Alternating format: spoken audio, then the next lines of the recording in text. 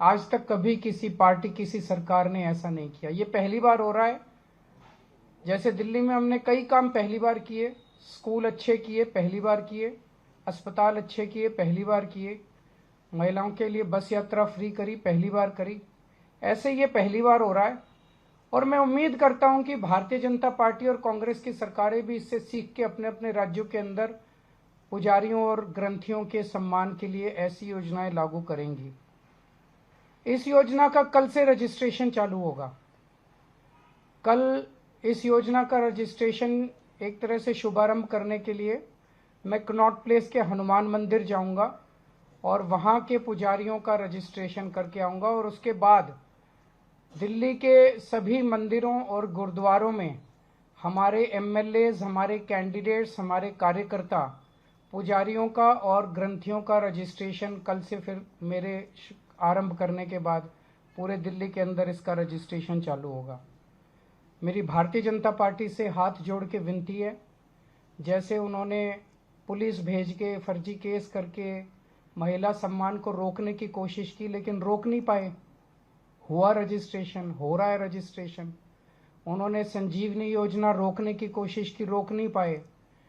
इस तरह से ये कम से कम पुजारियों और ग्रंथियों की योजना को रोकने की कोशिश ना करें, बहुत पाप लगेगा। वैसे उन्होंने ऐसे ऐसे कर्म कर रखे हैं, पाप तो उनको लगेगा ही, लेकिन इससे और ज़्यादा पाप लगेगा, भगवान भी नाराज होगा।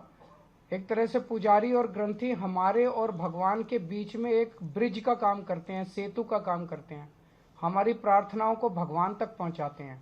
तो अगर आप पुजारियों को तंग करोगे, ग्रंथियों को परेशान करोगे, उनके पास पुलिस भेजोगे, तो जाहिर तौर पे उनके मन से बद्दुआ ही निकलेगी। अगर आपके कोई प्रश्न है तो। हाँ जी, हाँ जी।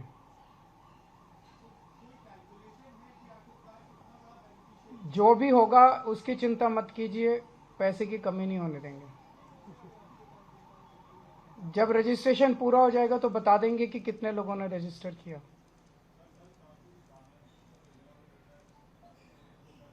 मेरी इनसे रिक्वेस्ट है कि हरदीप पुरी जी को गिरफ्तार कर लीजिए।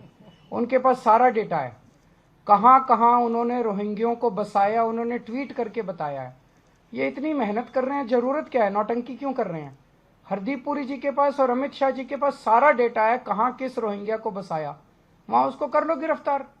ऐसी नौटंकी मचा रखी है, मतलब इन्होंने कोई देश चलाना थोड़ी है, सुबह से शाम तक नाटक करते रहते हैं।